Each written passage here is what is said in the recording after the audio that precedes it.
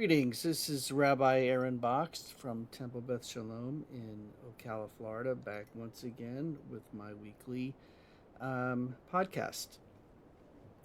There's been a lot of news coming out of Israel and the Middle East, obviously since October 7th, but especially in the last couple of weeks with what's going on in the north, with Hezbollah, with what continues to go on in the Gaza Strip, with Hamas and the Palestinians there. And I'm often asked by people, um, should I go to Israel? Is it safe?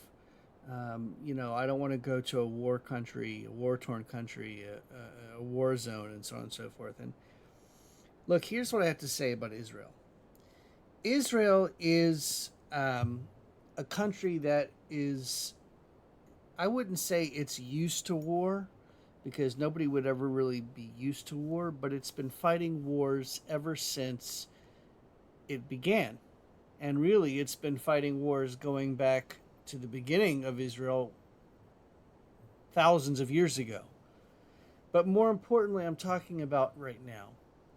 Um, if you talk to an Israeli who is of military age or who has recently served in the military, you'll often hear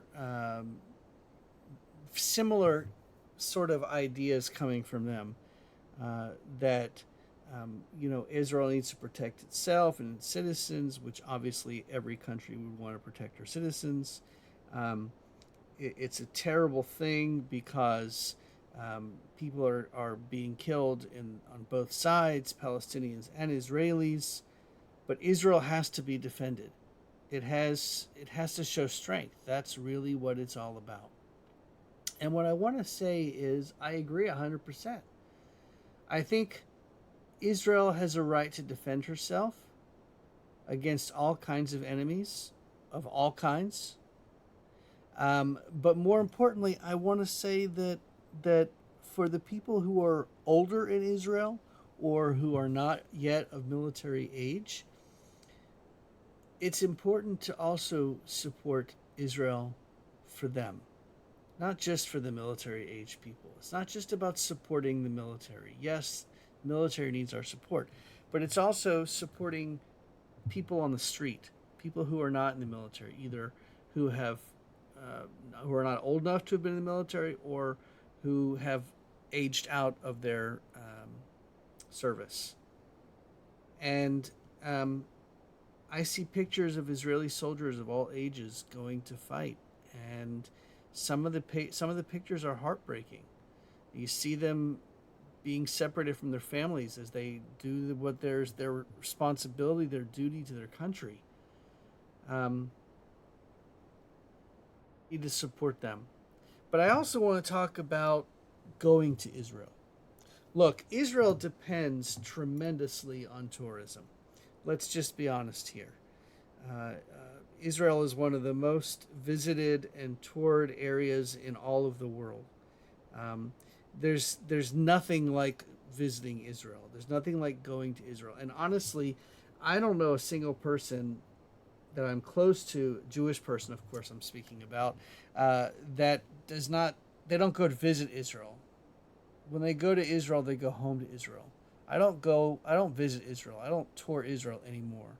Yes, I lead congregational tours, but when I'm in Israel, it's as if I'm home.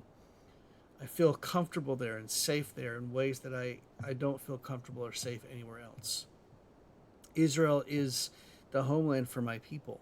And when I'm there and I hear the Hebrew and I see the Hebrew signs and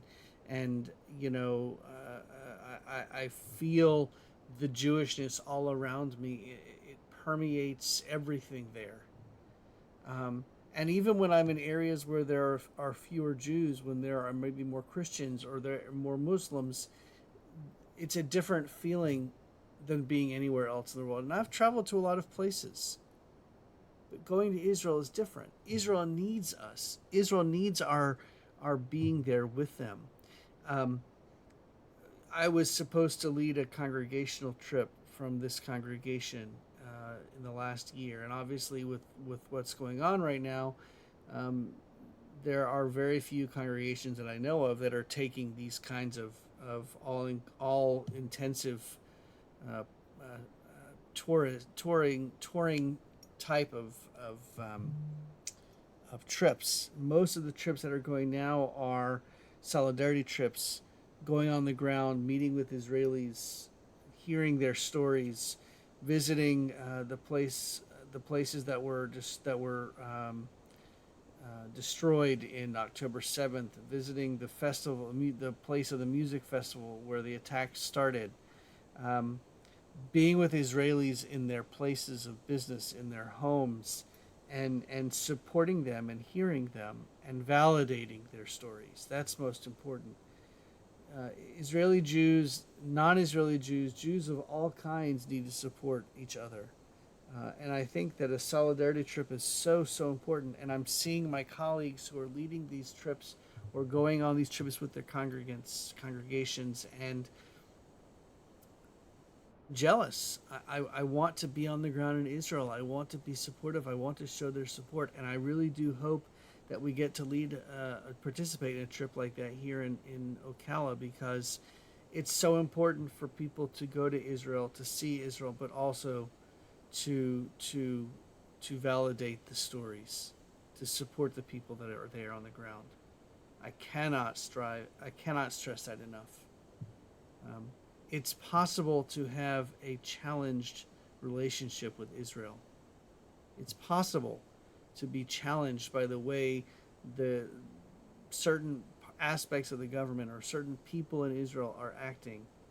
But that doesn't mean that we can't support Israel at the same time. You know, my heart is in the East. My heart is in Israel. My heart is with the people who are suffering still.